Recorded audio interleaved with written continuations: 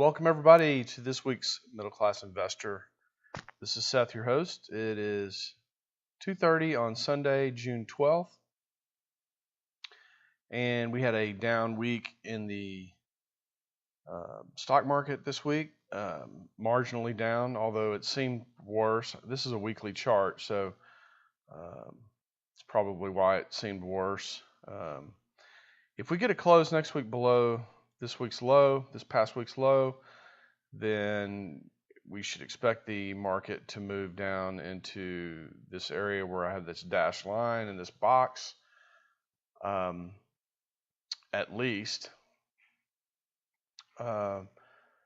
before it bounces. And then if it bounces there, we could make new high, or we'll watch it very carefully. We could get kind of a zigzaggy move like this, in which case we'll be looking for a move down into this area. This is not the S&P 500. This is the SPY we're looking at. So I think I'm going to switch real quick because I think I have all the other stuff drawn. Yeah, the other stuff drawn on the other chart. So you could see something like this to like a 62% retracement. Of course, you can see this dashed line that I have drawn here that kind of shows a confluence around this 62% retracement, and this trend line goes all the way back to 2011, and it bounced here last time on the previous lows on this trend line. It bounced there, and so it makes a lot of sense for, if it's going to go higher, to bounce there and then start turning up. Now if it's going to go lower, then it's going to crash right through this area and make new lows. So we'll just see how it pulls back, and there's no way to know, although there's a lot of, the data is starting to get very negative on the economy. There were only 38,000 jobs created in May, which is very, very low. Now the unemployment rate dropped to 4.7%, but I think it was because something like 600,000 Americans quit looking for work. So I don't know. There's not a lot of good in that jobs number, and obviously the economy does better if there's more people working. So we have like almost 95 million Americans not working that are of working age. So people of working age who are not working, almost 95 million of them out there. All right, so let's take a look at the VIX. As we talked about, the VIX, we were saying the VIX couldn't stay down there for too long, and it already stayed out. It already started to wear out its welcome, and that we were looking for the VIX to move out a little bit. And you can see here we got a little curl up on the indicator. It never got into the oversold area, which is this red line here, which is unusual, which may mean that this falls back down and we retest it and then turn up. So we'll just wait to see. It's still well within this box, as you can see. Hasn't broken out of the box yet. So that's why I was saying it really depends a lot on next week, and if we get a close below this week's low on the S&P, then you should see this begin to take out to higher levels. All right, the Dow kind of, it's kind of the same thing, but it never did take out this high. We were talking about how important this high was, and the reason it's important is there's a particular pattern that was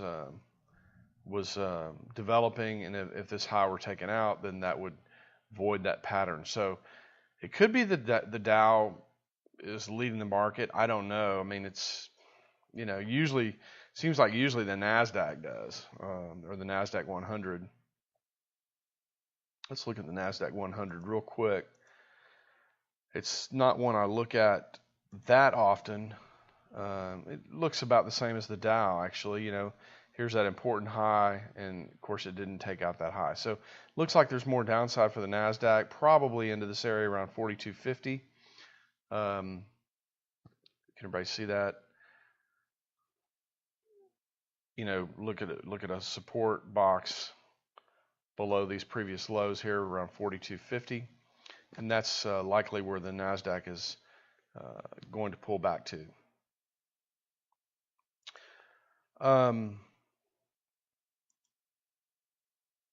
Let's look at the 13-week Treasury. The Fed is meeting this week, or I don't know if they're meeting this week or if their announcement is this week. I think the announcement is this week. So they've already met and presumably already know what they're going to do. But we've been looking at this 13-week Treasury yield. Let me do this. Let's do it like this. There we go. So I don't have so much white space there.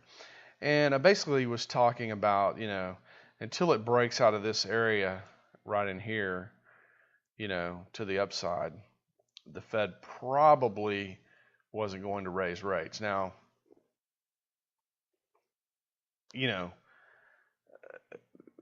this could, the Fed could turn around and raise rates. I mean,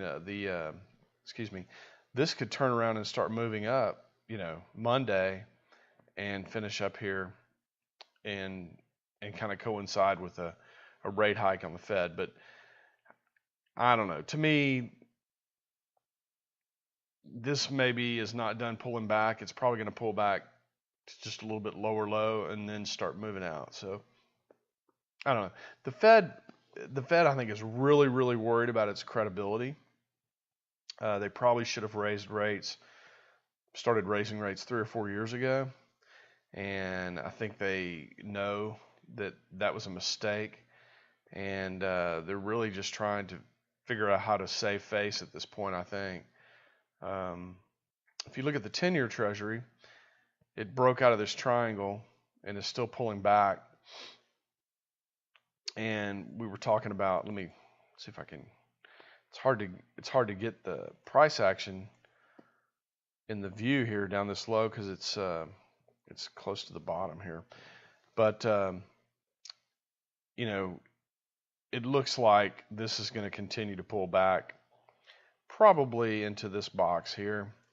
But I still think the old lows will hold way back here. So what is that? That's let me just take a reading off that right there. Those lows are 1.404. So 1.404%. There's been a lot of talk about negative yields. Of course, the 10-year is not what they're talking about being negative yields. They're talking about the shorter term interest rates. I don't know. We could see negative yields in the United States. I don't think we're going to see that.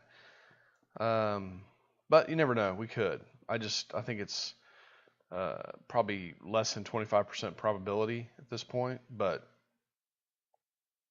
that's just a guess. So Germany still, you know, in this downtrend. It may be that the other global markets are leading the U.S. and the U.S. is just, you know, stubbornly hanging on to these highs and will be rolling over shortly. I mean, you can see that with Japan. Japan's still in a downtrend. Now the UK, you know, is in a downtrend, but it looked like it was trying to move out of here, and maybe it still will. I mean, maybe we're testing this downtrend line again, and then we're going to bounce. And, you know, we got the Brexit vote, which is on the 23rd of this month. So there's a lot of stuff going on in June that could impact the market. Some people say that the news really doesn't impact the trend. The trends are already in place, and the news just kind of confirms the trend. I don't know if that's true. I mean, I'm not sure what direction the trend should be anyway, depending on Brexit. So I think Brexit, that is the British exit from the EU, I think is better for the people. But for the short term, it may not be better for the economy. I don't know. I'm not sure how to read that news. Which is one of the reasons news is not usually that helpful. It's because you don't know, you don't really know how the market is interpreting the news. You know how you might interpret it, but you don't know if that's the way the market's going to interpret it. Anyway, the Wilshire,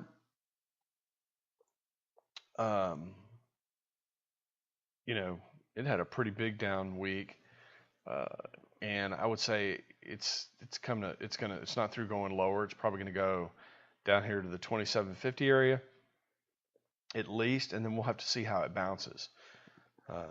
It's all about the bounce. You know, once the market starts to move in a different direction than it has been moving, then we got to see how it bounces to really tell what the next move is going to be, or from a probability standpoint, what the next move is going to be. All right, let's look over at the dollar and gold and some of these other things. Excuse me. Here's the dollar. So we were talking about the dollar, you know, continuing higher after this pullback into this support area. It was pulling back for a long time. Finally ran up really hard, is pulling back. Probably have some more pullback in it. Maybe, you know, like this, and then here. And then this next move would be a pretty good move. Usually if this is like a wave 3, if this is 1 and this is 2 and this is 3, 3 is usually pretty powerful and probably will run up into this 102 area to new highs, just to slight new highs, and then pull back again and then run up in a wave 5 on some really new highs. And it could extend too. I mean, it's not unusual for fifth waves to extend significantly. So we'll just have to see how that goes, but I think the dollar's through going down, albeit we should be looking at a pullback pretty soon if it hadn't already started. It looks to me like it hadn't started yet. It looks like we got a little bit more upside, and then we'll start a pullback, and then we'll rally in that wave 3. So all right, let me open up this so I can switch between charts a little easier. Let's look at gold. Gold pulled back, didn't quite get back to the little box that we had drawn. Well, just touched it. Has run up, and sure, I mean, we're already in the overbought area. It's probably just about done running up. We'll see a pullback, and we should see a pullback into just a slight area below these lows here, maybe something down into this area, and then have gold bounce again. So I think it's safe to say that gold's bear market intermediate term ended back here, and we're trying to work out some, although we're probably in a corrective phase now, there's probably going to be a good bounce here from the 1140 area or so, 11, maybe even get down to this 1105 area and then bounce. But this next bounce is going to be a pretty good one. Should be some good money made there on that bounce. But I think a lot of people are bullish, and I think gold probably needs to shake out a little more people before it takes off. Here's silver. Silver's a little bit easier read, I think, but it's still, it's still, the general pattern is still the same. So here's the big run up, you know, first move off the bottom, should get some sort of correction, and that should take silver, you know, down into this area around $15, and then the next move should be pretty significant. So silver's a little bit easier to read right now. It looks like the gold seems a little bit more complex and choppy and harder to read. So either one, if you're thinking about buying precious metals, you could focus on either chart to try to find a good place. This would be a good place to probably buy again, around $15 for silver. On gold, it'd be about $11.40 or so. Japan's still very active in their currency and doing some stuff. Their central bank. we're probably at a place where we're going to get a pretty decent run in the U.S. dollar JPY. So look for that. Look for that to bounce here next week and weeks beyond. Same thing with the euro, except excuse me, in the opposite direction. It's made a run down. It's bounced back up to the line to retest it, and now it's coming back down and should come all the way back to the other side around 106, 106 and a half, something like that. Oil finally did touch our yellow box that we had drawn on there, and I'd spent some time talking about. I drew this red line too because I wasn't quite sure it would make it all the way to this yellow line, but it did in fact make it. And so now at this point, the odds favor that this is where the market is likely to turn and start coming lower again. So when I talk about probability or odds favor, we're now at resistance from this pivot here. So there's a pivot right here. And we created an area where the market is likely to stop and reverse. And of course, it did come up into that area and has reversed. So look for oil to slide back down toward this 30 area. And, and for the oil stocks and stuff to pull back as a result of that. Let's see, what else do we have? Oh, that's really about it. Did we look at the euro? Yeah, we looked at the euro. One thing I want to show you on the ES is the ES weekly chart. So this is the weekly. You can't tell that it's the weekly, but trust me, it's the weekly. But you can see that the weekly chart has a decision point trade set up on it. And I just want to show you where that's likely to go. It's likely to go down into this 2,000 or so area, 2,000.5, and pretty good trade, although with the parameters I've set up here, it says risk exceeded. So not such a good one, but the fact that we have a DP, I mean, these DPs when they come up are pretty reliable. So if the ES does pull down next week and continues to pull down and pulls to this area of support, which is right here where this box is, if I can get it to spread, I just can't grab the right, there it is.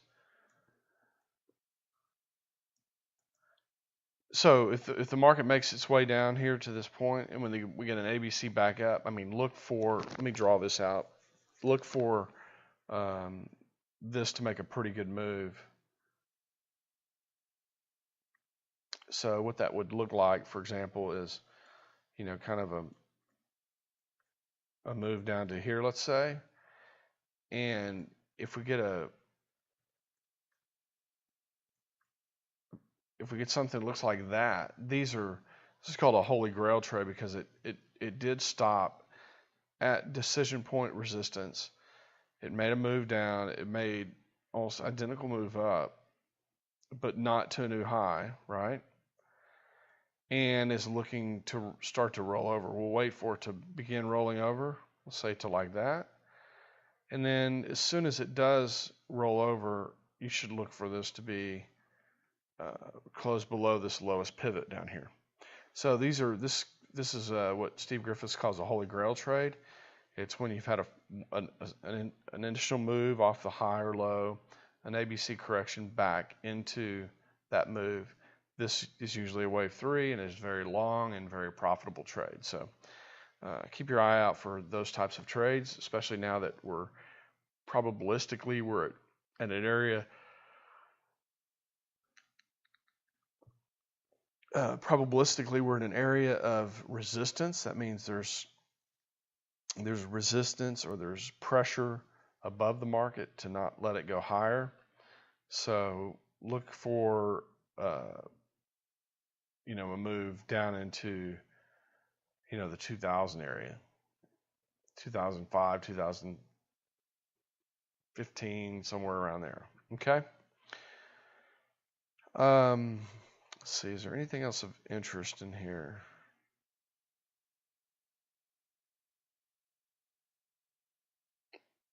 Yeah, I guess that's really about it.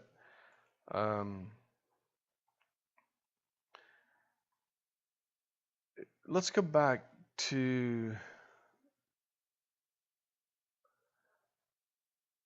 let's go back to the S&P 500 real quick.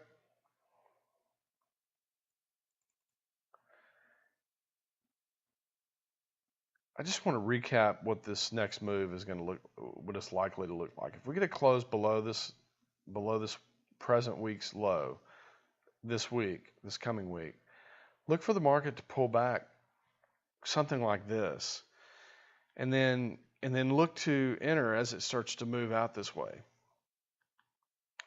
This could be a pretty good opportunity to the upside if it starts to bounce here and move up. Now, if it just crashes right through this, obviously, don't buy long shares trying to make money on the upside, because if it crashes through this confluence of support area, it's probably going all the way, down below 1825. So unless you want to lose money on that trade, be very careful about watching how this pulls back right here. But I think this is about it. I mean, like I said, we got the Fed announcement this week on what they're going to do with interest rates, and then the following week we have the Brexit, which could create some volatility in the market. Volatility's already started to move out. We could get a slight pullback and then an increase in volatility as the Fed comes out and starts to talk. But I think the market's getting very interesting here. It's in a very precarious place. Does that mean it can't go higher? No, that's not what that means. It just means that, depending on whether this is a pullback, like an ABC pullback, or, like a fake out to a new breakout, either way, there should be some pretty good movement in the market and should be some pretty good opportunity to make money. All right, everybody, that is it this week for the Middle Class Investor. Follow me on Twitter at the @InvestorClass, or you can just watch these YouTube videos. Either one. I sometimes I will forward articles on the Middle Class Investor Twitter account from different places where I find articles like Zero Hedge or KC Research or the guy's website that wrote the Great Deformation, stuff like that. So anyway, look there, or just come to the YouTube video and watch that. All right, everybody, that is it for this week. Take care, and I don't know yet if I'm going to do a video next week. I've got a family vacation out toward Tennessee, and so you might not hear from me next week. If the market really starts to move or something happens where I feel like I need to make a video, I'll definitely do that. But if there's not a whole lot happening, probably won't be making a video next week. So, all right, everybody, take care, be safe, and we'll see you next time. Goodbye.